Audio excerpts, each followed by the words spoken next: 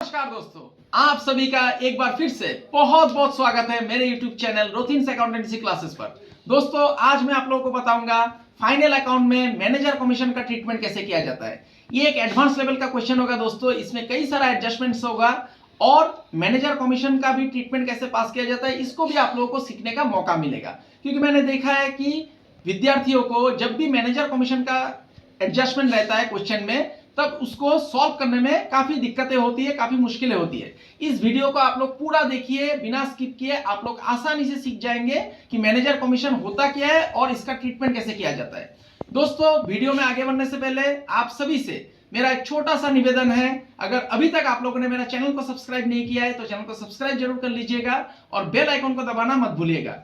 Video अगर अच्छा लगता है दोस्तों तो इसे लाइक भी कीजिएगा, दोस्तों के बीच शेयर भी कीजिएगा और कमेंट भी कीजिएगा।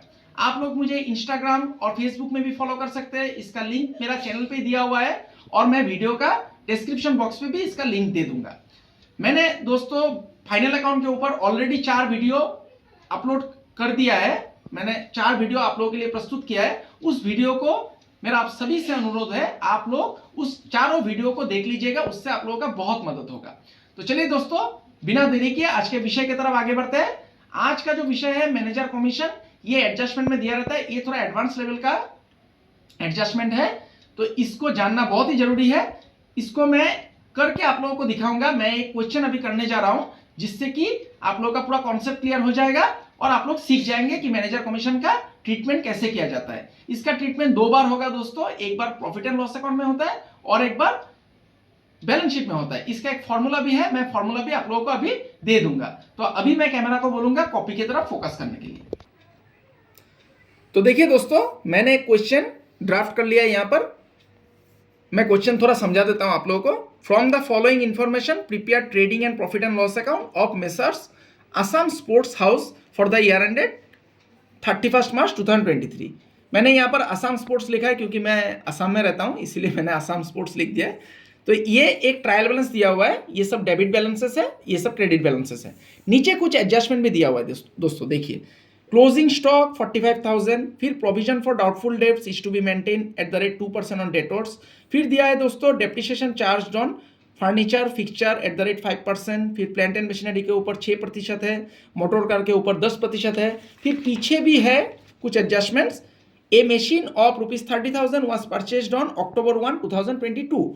फिर दोस्तों ये आज का विषय है 5 नंबर एडजस्टमेंट, जो कि बोला गया है the manager is entitled to a commission of at the rate 10% of the net profit after charging such commission. ये देखिए दोस्तों, यहाँ पर गौर करने वाला बात है आफ्टर चार्जिंग। तो देखिए दोस्तों, मैंने यहाँ पर 2 फॉर्मूला लिख दिया है। जब भी आप लोगों को क्वेश्चन में पूछे बिफोर चार्जिंग या फिर आफ्टर चार्जिंग, हमेशा यहाँ पर बिफोर चार्जिंग लिखा रहेगा मैनेजर कमीशन में या फिर आफ्टर चार्जिंग लिखा रहेगा।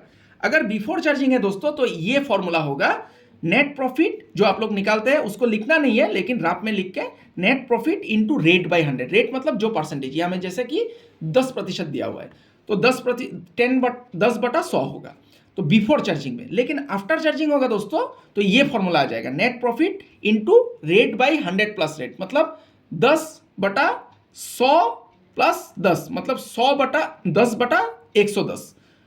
ये बिफोर चार्जिंग और आफ्टर चार्जिंग का फॉर्मूला है दोस्तों, इसको आप लोग नोट कर लीजिएगा। मैं अभी करूंगा जब, तब आप लोगों को और आसानी से समझ में आ जाएगा। तो अभी मैं बनाने जा रहा हूं, तो क्वेश्चन को मैं यहां पर रख देता हूं। मैं एक पेज ले लेता हूं करने के लिए।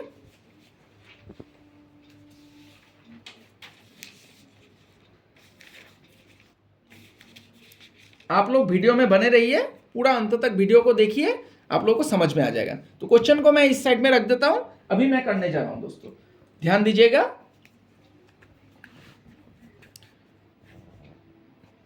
Trading and profit and loss account, ऊपर में लिखिए trading and profit and loss account of messrs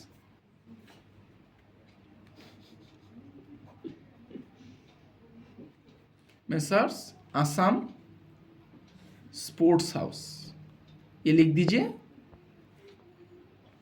फिर नीचे दोस्तों लिखना पड़ता है फॉर द ईयर एंडेड, या फिर फॉर द ईयर एंडिंग भी लिख सकते हैं आप लोग, फॉर द ईयर एंडेड 31 मार्च मार्च 2023 ये लिख दीजिए। बैलेंस शीट में दोस्तों एज ऑन लिखना पड़ता है, लेकिन trading and profit and loss account में फॉर द ईयर एंडेड लिखना पड़ता है। तो अभी देखिए दोस्तों, लाइन खींच लेता हूं मैं, आप लोग पेंसिल और स्केल का इस्तेमाल कीजिएगा। मैं हमेशा कहता हूं आप लोग एग्जाम में कलम से लाइन मत खींचिएगा। अभी मैं समय को बचाने के लिए कलम से लाइन खींच रहा हूं।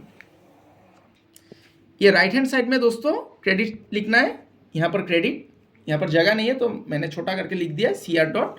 लेफ्ट हैंड साइड में डेबिट लिखना है, फिर पार्टिकुलर्स, फिर लिखिए अमाउंट रुपीस। ऐसे रुपीस लिखने से भी हो जाएगा, जिसको कि INR बोला जाता है, पार्टिकुलर्स।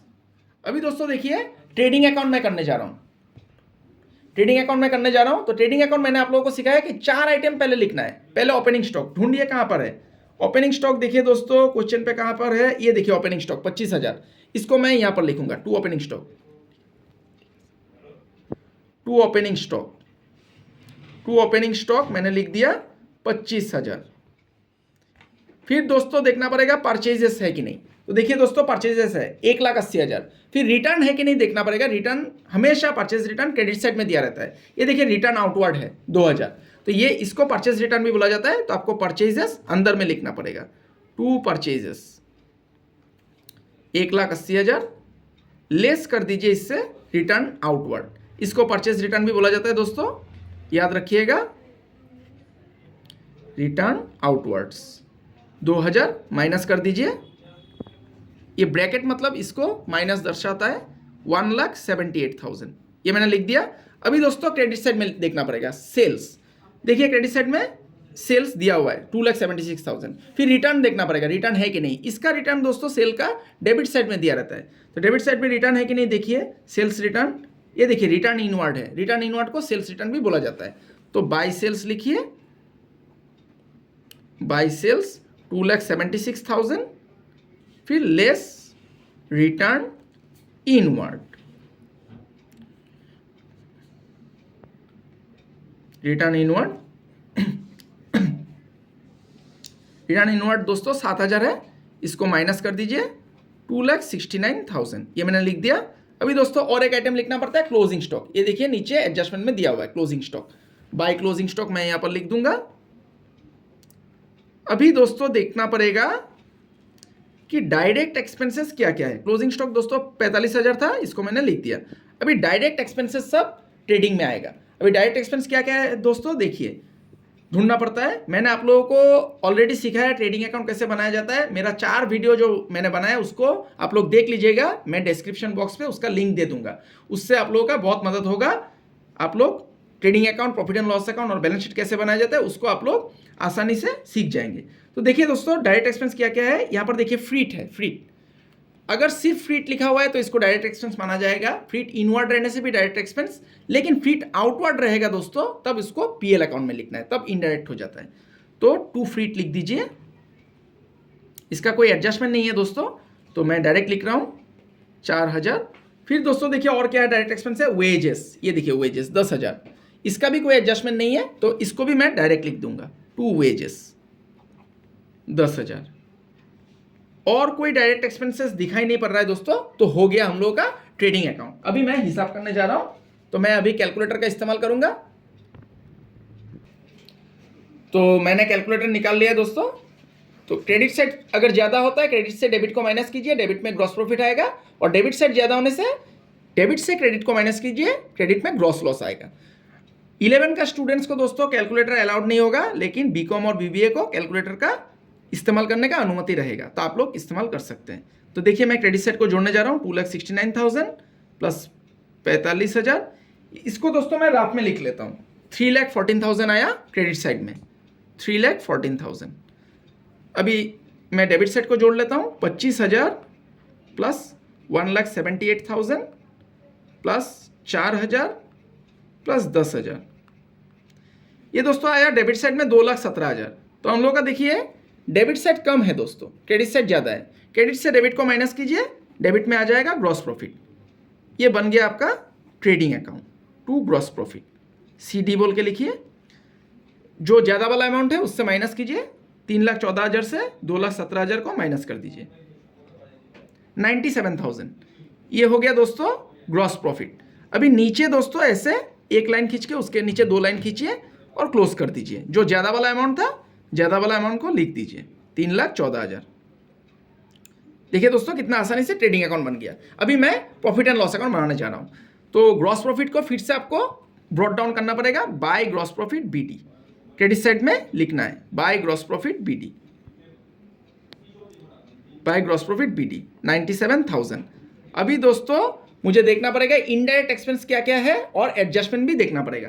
तो देखिए दोस्तों बैड डेट्स पहले है, तो बैड डेट्स का ट्रीटमेंट मैंने आप लोगों को सिखाया है, मैं उसी फॉर्मूला को अप्लाई करूंगा। अगर आप लोगों ने पिछला वीडियो नहीं देखा है तो देख लीजिएगा, उसमें मैंने फॉर्मूला दिया है। तो बैड डेट्स अंदर में लिखिए, बैड डेट्स का अमाउंट है दोस्तों 1,000, मैंने अंदर में लिख दिया। अभी मैं एडजस्टमेंट देखूंगा बैड डेट्स रिलेटेड क्या क्या एडजस्टमेंट है। यहां पर देखिए 2 नंबर में एडजस्टमेंट दिया हुआ है, provision for doubtful debts is to be maintain at the rate 2% on debt, मतलब डेट के ऊपर 2% आपको प्रोविजन करना है। इसको न्यू प्रोविजन बोला जाता है दोस्तों, मैंने ऑलरेडी आप लोगों को सिखाया है। जो परसेंटेज रहता है उसको न्यू प्रोविजन बोला जाता है। फर्दर बैड डेट यहाँ पर नहीं है, तो एड न्यू प्रोविजन। ये देखिए दोस्तों न्यू प्रोविजन आपको ऐड करना है। इसको डेटोर के ऊपर आपको 2% करना है। डेटोर कितना है दोस्तों देख लीजिए एक बार, संडे डेटोर 80,000 है, तो 80,000 के ऊपर मैं ब्रैकेट में लिख देता हूं 80,000 के ऊपर 2%, इसका अमाउंट आ जाएगा 1,600। अभी देखिए दोस्तों दोनों को जोड़ने से 2,600 होता है। अभी ओल्ड प्रोविजन ढूंढना पड़ेगा। ओल्ड प्रोविजन हमेशा क्रेडिट साइड में रहता है। ये देखिए दोस्तों ओल्ड प्रोविजन है, प्रोविजन फॉर बैड डेट्स 4,000। लेकिन दोस्तों यहां में गौर करने वाला बात है 1,000 और 1,600 ये दोनों को प्लस करने से 2,600 आता है। 2,600 से आप लोग 4,000 कैसे माइनस करेंगे? तो इस परिस्थिति में क्या करना है दोस्तों, ये दोनों को जोड़ के रख दीजिए डेबिट साइड में, और जो ओल्ड प्रोविजन है उसको जैसे क्रेडिट साइड में है उसको क्रेडिट साइड में लिख दीजिए। अगर दोनों जोड़ के कम आ रहा है ओल्ड प्रोविजन से, तब आपको क्या करना है इस परिस्थिति में, बैड डेट्स और न्यू प्रोविजन को जोड़ के डेबिट साइड में लिख देना है, और ओल्ड प्रोविजन को जैसा कि वो क्रेडिट साइड में है वैसे आपको क्रेडिट साइड में लिख देना है, by provision for bad debt, by provision for bad debts. इसको 4,000 मैं क्रेडिट साइड में लिख देता हूं क्योंकि ये ज्यादा अमाउंट है, 2,600 से आप माइनस नहीं कर सकते। अभी देखिए दोस्तों ट्रेड एक्सपेंसेस है, इसको भी लिख दीजिए, इसका एडजस्टमेंट नहीं है तो इसको डायरेक्ट लिखना पड़ेगा। To trade expenses, to trade expenses 2,400। फिर प्रिंटिंग एंड स्टेशनरी है, इसका भी एडजस्टमेंट नहीं है, इसको भी डायरेक्ट लिख दीजिए। To printing and stationery, to printing and stationery लिख दीजिए 2,000 इसका अमाउंट है। फिर रेंट रेट्स टैक्सेस, इसका भी एडजस्टमेंट नहीं है दोस्तों, इसको डायरेक्ट लिख दीजिए। To rent rates and taxes, rent rates and taxes 5,000 लिख दिया। फ्रीट ऑलरेडी हो गया दोस्तों, रिटर्न इनवर्ड हो गया, फर्नीचर ये सब हो गया दोस्तों। डिस्काउंट अलाउड, ये दोस्तों आप लोगों ने डिस्काउंट मतलब आसाम स्पोर्ट्स हाउस ने डिस्काउंट दिया है तो उसका लॉस हो गया, इसको आपको डेबिट साइड में लिखना है। टू डिस्काउंट अलाउड, इसको डेबिट साइड में लिख दीजिए। To discount allowed 2,000। अभी देखिए दोस्तों यहाँ पर सभी खर्चा मैंने लिख दिया है। अभी क्रेडिट साइड में मैं देखूंगा कोई इनकम या फिर गेन हुआ है कि नहीं। क्रेडिट साइड में कुछ नहीं है दोस्तों। अभी मैं एडजस्टमेंट को देखूंगा। देखिए यहाँ पर पहला एडजस्टमेंट जो है क्लोजिंग स्टॉक, इसको मैंने ट्रेडिंग अकाउंट में एक बार लिख दिया है, अभी बैलेंस शीट में जाएगा। Provision for doubtful dates already मैंने यहाँ पर कर दिया है, न्यू प्रोविजन। फिर अभी देखिए दोस्तों डेप्रिसिएशन है, फर्नीचर के ऊपर है, plant and machinery, motor car, ये सब डेप्रिसिएशन होता है दोस्तों। एसेट का वैल्यू घट जाना मतलब आपका लॉस हो रहा है। तो लॉस होने से दोस्तों एडजस्टमेंट का चीज़ है, 2 बार आपको करना है, एक बार प्रॉफिट एंड लॉस में जाएगा और एक बार बैलेंस शीट में जाएगा। तो इसको भी करना है। तो मैं पेज को पलट लेता हूँ, तो यहाँ पर थोड़ा जगह का अभाव हो रहा है तो पेज को पलट के मैं यहाँ पर ही कर लेता हूँ। एक ही बार में लिख देता हूँ to depreciation on, to depreciation on furniture. 3 asset है दोस्तों, एक ही बार में आप लोग लिख सकते हैं, फर्नीचर एंड फिक्सचर। इसका है दोस्तों एट द रेट 5% है, तो मैं पहले लिख लेता हूं उसके बाद मैं कैलकुलेशन कर लूंगा। 5%। फिर प्लांट एंड मशीनरी है दोस्तों, प्लांट एंड मशीनरी, इसका दोस्तों अमाउंट परसेंटेज है 6%। फिर मोटर कार है दोस्तों 10%।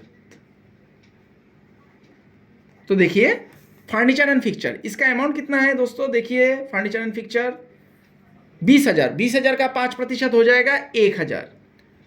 Plant and machinery 6%, plant and machinery 1,00,000 है, इसका 6% आता है 6,000। लेकिन दोस्तों डायरेक्ट अगर 6,000 करेंगे तो आप लोग का गलती हो जाएगा, क्योंकि पीछे भी एक एडजस्टमेंट है। मैंने पहले क्वेश्चन जब आप लोगों को पढ़ के बताया था तभी यहाँ पर 4 नंबर एडजस्टमेंट भी मैंने बोला था।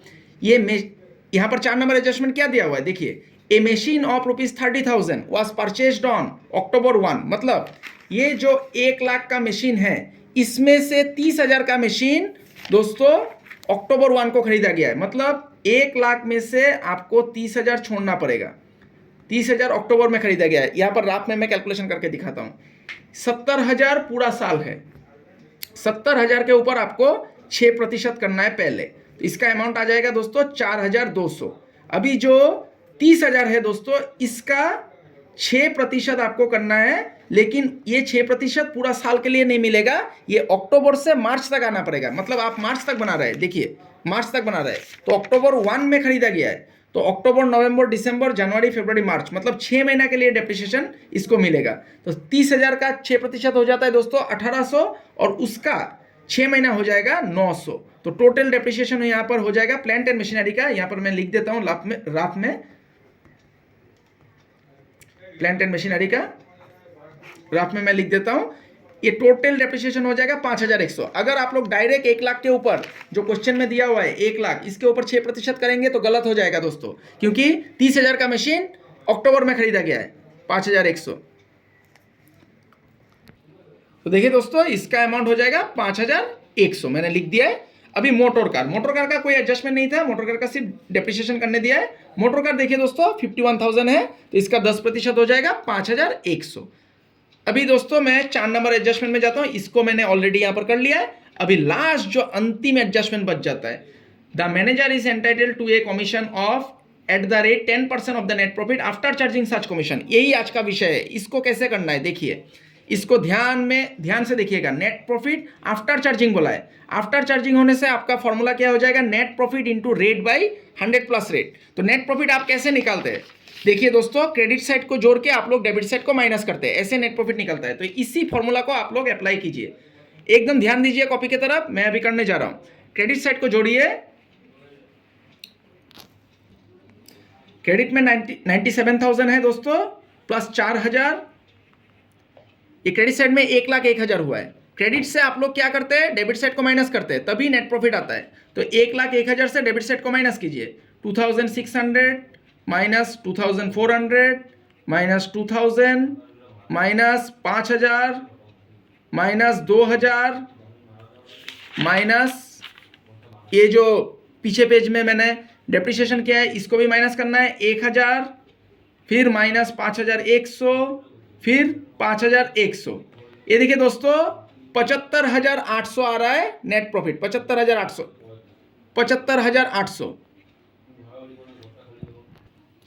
तो 75,800 जो आया है दोस्तों ये आपका नेट प्रॉफिट है, लेकिन ये ओरिजिनल नेट प्रॉफिट नहीं है। मैनेजर कमीशन आप लोगों ने माइनस नहीं किया है। तो देखिए मैनेजर कमीशन का अभी मैं फॉर्मूला यहां पर अप्लाई करूंगा आफ्टर चार्जिंग का, टू मैनेजर कमीशन। देखिए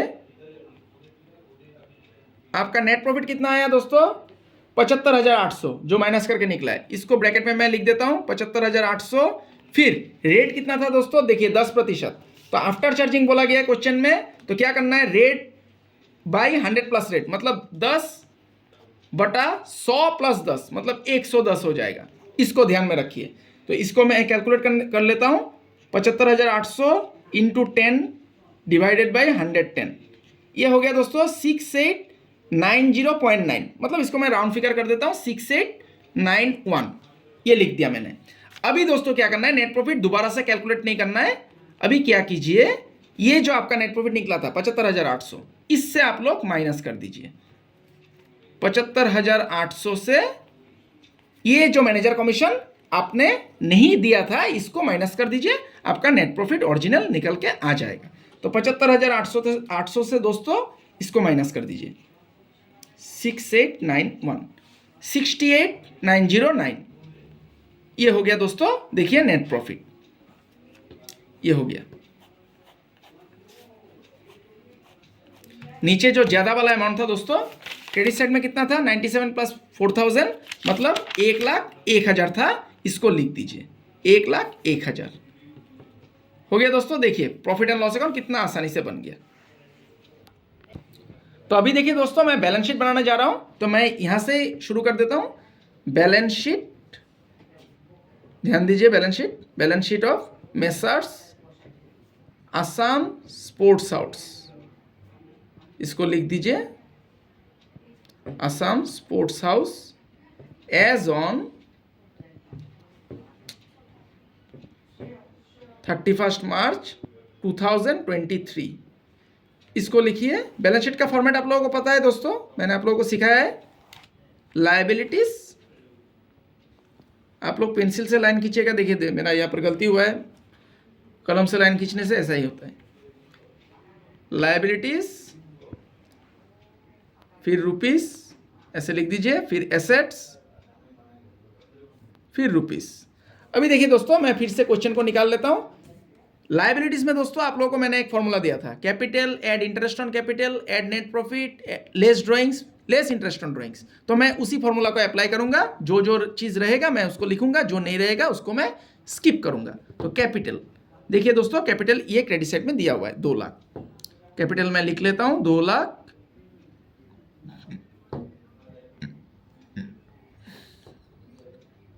add interest on capital, interest on capital यहां पर नहीं है दोस्तों, ये एडजस्टमेंट में रहता है, तो यहां पर मैं स्किप करूंगा।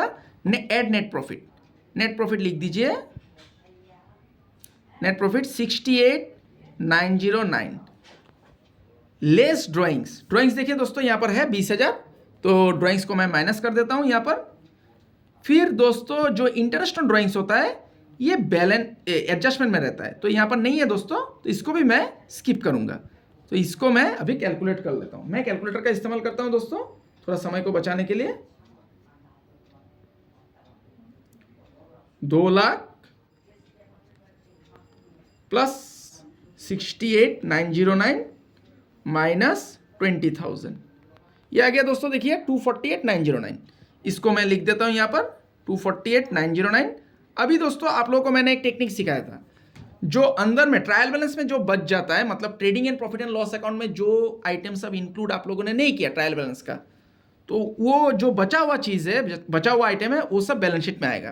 क्रेडिट में जो बचा हुआ है वो सब लायबिलिटीज होता है, और डेबिट में जो बचा हुआ है वो सब एसेट्स होता है। तो अभी मैं क्रेडिट साइड में देखूंगा क्या क्या बच गया है। रिटर्न आउटवर्ड ऑलरेडी हो गया है। बैंक ओवरड्राफ्ट ये हम लोगों ने कहीं पर लिखा नहीं था, ये लायबिलिटीज होगा दोस्तों, इसको लिखिए बैंक ओवरड्राफ्ट 12,000। फिर प्रोविजन फॉर बैड डेब्ट, ये ऑल प्रोविजन ऑलरेडी हम लोगों ने लिख दिया है। सन्ड्री क्रेडिटर्स, ये भी लायबिलिटीज है, इसको हम लोगों ने कहीं पर लिखा नहीं था, इसको लिख दीजिए सन्ड्री क्रेडिटर्स 60,000। फिर बिल्स पेबल, इसको भी कहीं पर हम लोगों ने लिखा नहीं था, तो इसको भी लिख दीजिए। जो बचा हुआ आइटम है दोस्तों, अंदर का जो ट्रायल बैलेंस का आइटम है, ये सब एक ही बार ट्रीटमेंट होगा दोस्तों, जहां पर भी होगा एक ही बार ट्रीटमेंट होगा, लेकिन एडजस्टमेंट का चीज 2 बार ट्रीटमेंट होता है। तो बिल्स पेबल को फिर से लिखना पड़ेगा, बिल्स पेबल 15,400, ये हो गया दोस्तों। सेल्स ऑलरेडी हो गया। अभी डेबिट साइड में मैं देखूंगा। देखिए दोस्तों, ड्राइंग्स ऑलरेडी हो गया। सन्ड्री डेटर्स एसेट होता है, लेकिन इसका एडजस्टमेंट है दोस्तों।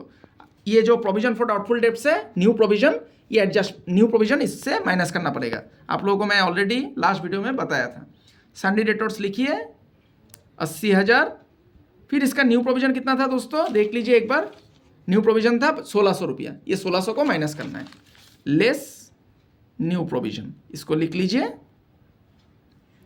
न्यू प्रोविजन 1,600, इसको माइनस कर दीजिए। तो 80,000 से 1,000 चला गया, 78,400, ये हो गया, माइनस करके निकल के आ गया। अभी बैड डेट्स हो गया, ट्रेड एक्सपेंस सब कुछ हो गया दोस्तों। देखिए और क्या है, फर्नीचर एंड फिक्सचर, ये एसेट है दोस्तों, इसका डेप्रिसिएशन था, तो डेप्रिसिएशन आपको माइनस करना है। फर्नीचर एंड फिक्सचर कितना है दोस्तों, इसका अमाउंट है 20,000 अंदर में लिखिए। लेस डेप्रिसिएशन कितना है दोस्तों, ये देखिए 1,000 डेप्रिसिएशन था इसका, लेस डेप्रिसिएशन लिख दीजिए, क्योंकि ये एडजस्टमेंट में था, तो इसको दोबारा ट्रीटमेंट करना पड़ेगा। डेप्रिसिएशन दोस्तों 1,000 है, 19,000। फिर दोस्तों क्या है, देखिए और एसेट क्या है, प्लांट एंड मशीनरी, इसको भी लिखना पड़ेगा। Plant and machinery, plant and machinery, इसका भी डेप्रिसिएशन था तो अंदर में लिखना पड़ेगा। प्लांट एंड मशीनरी 1,00,000 रुपया है, इसका डेप्रिसिएशन देखिए दोस्तों यहाँ पर मैंने किया है 5100, इसको माइनस कर दीजिए, लेस डेप्रिसिएशन 5100, इसको माइनस कीजिए। 1,00,000 से 5,000 चला गया, 95,000, 94,900 होगा। ये हो गया दोस्तों। अभी देखिए और क्या है, बिल्स रिसीवेबल, इसको हम लोगों ने कहीं पर लिखा नहीं है। बिल्स रिसीवेबल एसेट होता है दोस्तों, जो डेबिट में बच जाएगा उसको एसेट बोला जाएगा, जो क्रेडिट में बच जाता है ट्रायल बैलेंस में उसको लायबिलिटीज में आपको लिखना है। 14,000 रुपया बिल्स रिसीवेबल लिख दिया मैंने। कैश इन हैंड, इसको भी कहीं पर लिखा नहीं है तो कैश इन हैंड को भी लिखिए, कैश इन हैंड, इसको लिख दीजिए। इसका अमाउंट है दोस्तों 6,000। फिर दोस्तों देखना है और क्या है, डिस्काउंट अलाउड हो गया ऑलरेडी। इन्वेस्टमेंट, इन्वेस्टमेंट एसेट होता है दोस्तों, इसको हम लोगों ने कहीं पर लिखा नहीं है तो इसको लिख दीजिए इन्वेस्टमेंट्स, ये है दोस्तों 40,000।